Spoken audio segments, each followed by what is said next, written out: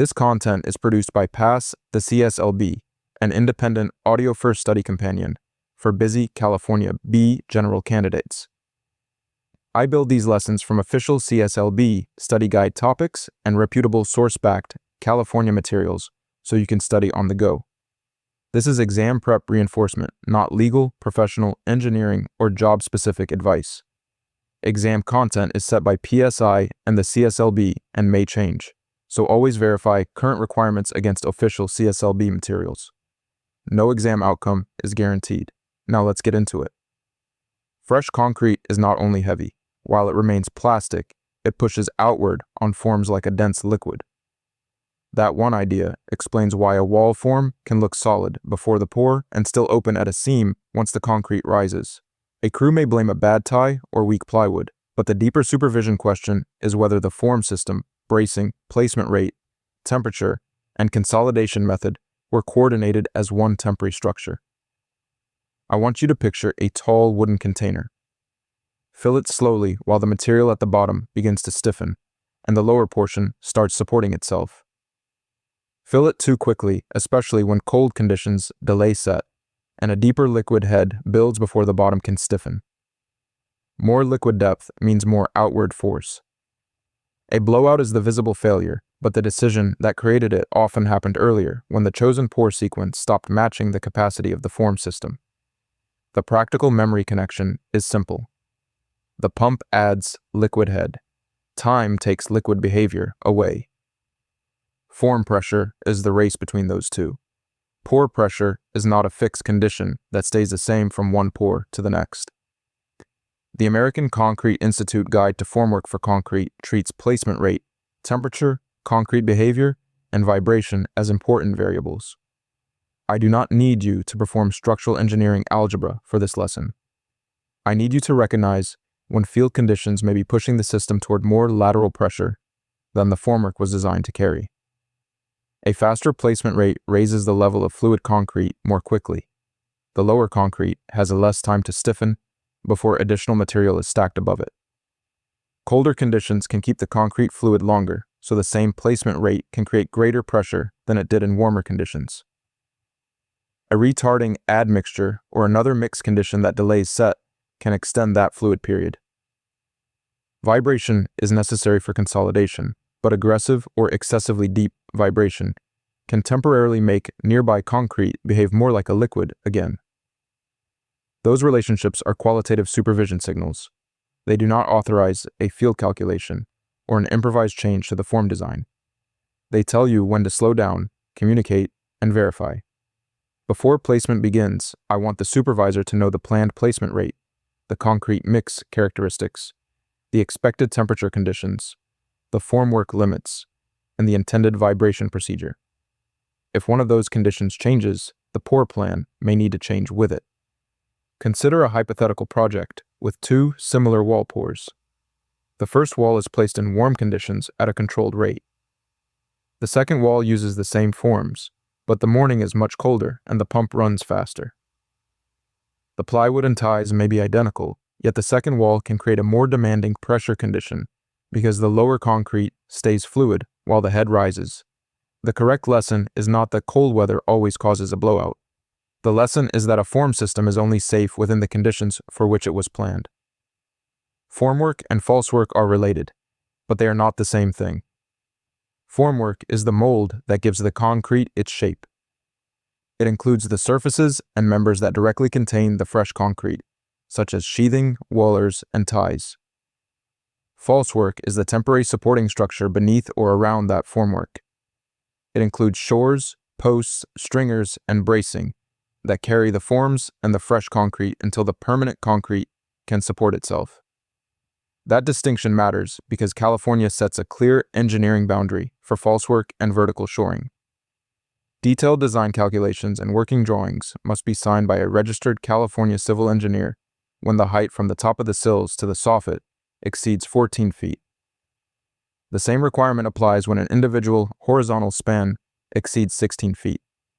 It also applies when vehicular or railroad traffic is allowed to pass through the falsework, regardless of whether the height or span reaches the other thresholds. I remember that boundary as 14, 16, traffic, height, span, or traffic. Any one of those conditions moves the system out of routine field judgment and into signed civil engineering design. Exceeds is the important word. The threshold is triggered when the height is more than 14 feet or the span is more than 16 feet. The general building contractor still coordinates the work, checks that the correct drawings are on site, confirms that the erected system follows those drawings, and makes sure required inspections occur. The contractor does not replace the civil engineer by guessing at post capacity, buckling, beam deflection, or brace forces. Even when Falsework does not cross an engineering threshold, California safety rules establish minimum load recognition numbers. The combined live and dead design load for formwork and shoring cannot be less than 100 pounds per square foot. Within that basis, the live load allowance cannot be less than 20 pounds per square foot in addition to the weight of the concrete. I treat those as recognition numbers, not as a do-it-yourself design method. Actual formwork and shoring still have to carry the real concrete weight, the form weight, workers, equipment, impact, and the applicable lateral forces. Bracing and support bases are part of the same load path. Vertical shores carry load downward, but diagonal bracing keeps the system stable against movement in both directions. The bottom of each support must bear on a stable base with adequate soil or supporting capacity. A shore can be perfectly plumb and still be unsafe if the base settles, punches into soft ground, or shifts under load. The field connection is straightforward. The form face resists the fresh concrete. Ties and wailers collect the outward force. Bracing prevents the temporary structure from racking. Shores carry vertical load. Sills and the supporting surface spread that load into the ground or the structure below. One missing link can change the behavior of the entire system. Large form panels create a separate lifting hazard. When a form panel or form structure exceeds 500 pounds, California requires lifting attachments with a minimum safety factor of 4. Nailed lifting attachments are prohibited for those heavy panels. Suppose a crew wants to fly a heavy gang form and nails a cleat to the top because the approved lifting point is inconvenient. The panel may also be stuck to the concrete by adhesion and suction. When the crane takes the load, the force is not a smooth, gentle pull. The connection can see a sudden dynamic demand, and nails can withdraw. That is why the rule does not accept a field-nailed lifting point for a panel over the threshold. The attachment must be designed and rated for the lift. Carpentry sequence matters too. Form release oil cannot be applied to horizontal formwork until all carpentry work on that specific form is complete. The practical effect is that workers are not expected to finish layout, blocking, or other carpentry while walking and working on a freshly oiled surface. California also prohibits lubricated or wax-coated nails in falsework and other temporary installations. These rules share one idea. Temporary work is still structural work. A shortcut does not become acceptable just because the assembly will eventually be removed. On poor day, equipment has to stay within its intended function. A concrete placing boom is a delivery device. It cannot be used to drag hoses or lift other loads. Riding on a concrete bucket is prohibited for any purpose.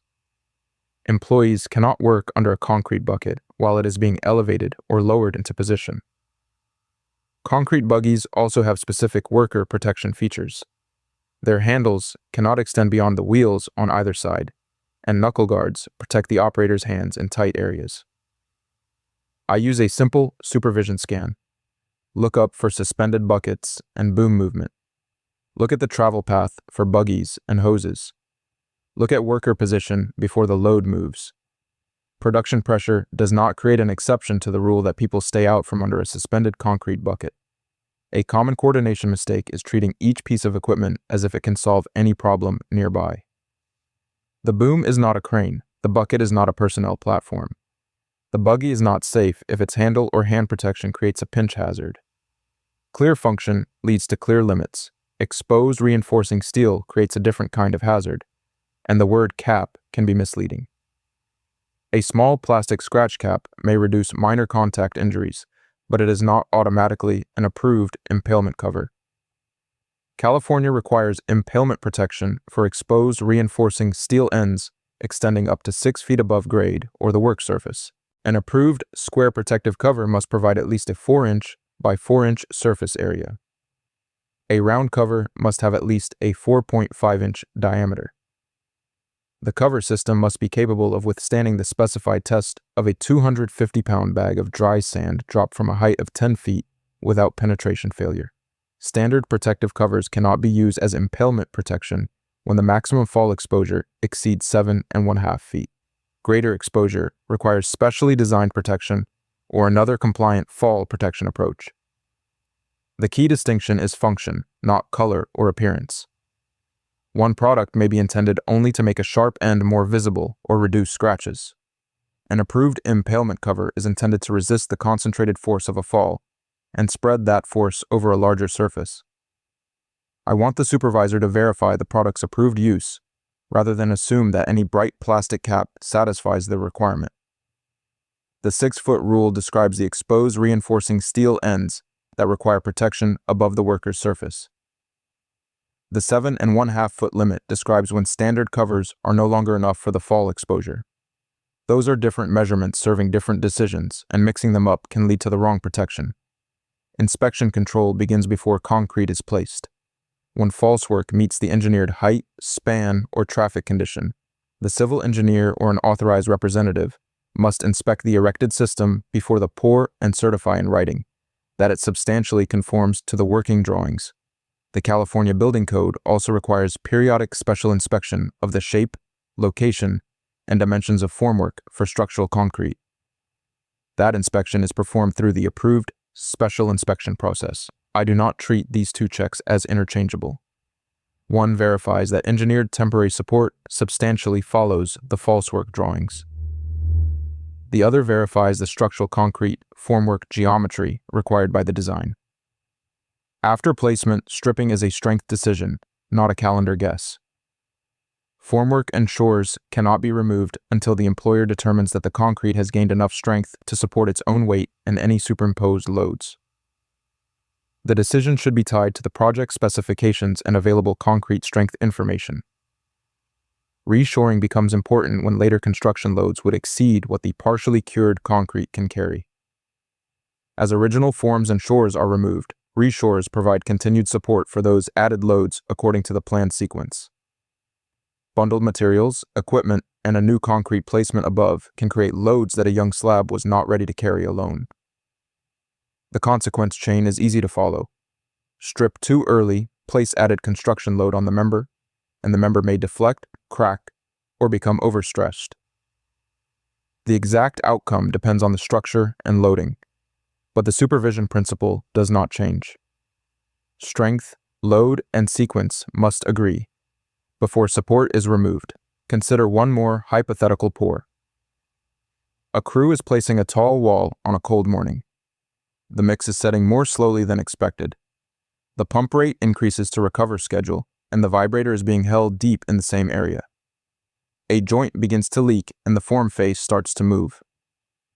The wrong response is to keep pumping and hope the form settles down.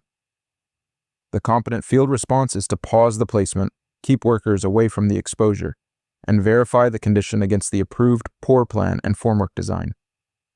The supervisor should involve the qualified designer or responsible engineer when the condition exceeds routine field correction.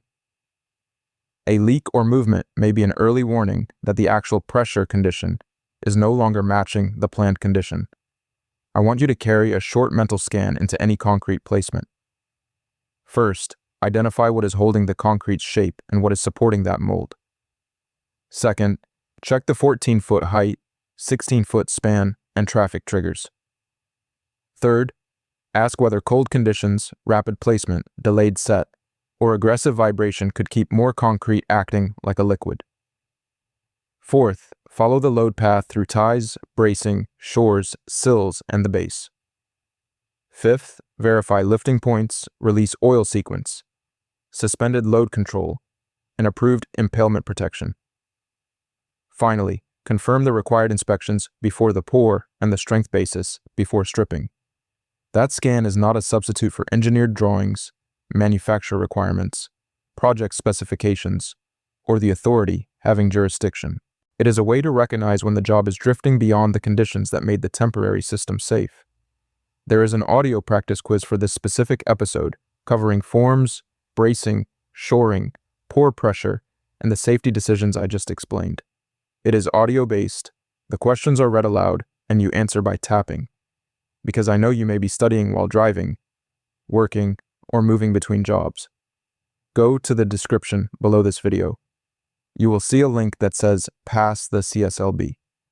Tap it. It will take you straight there. Comment below with any questions about this material. I read those questions and they help me see where another explanation may be useful. Subscribe so I can help you stay on track through every episode until you get your license.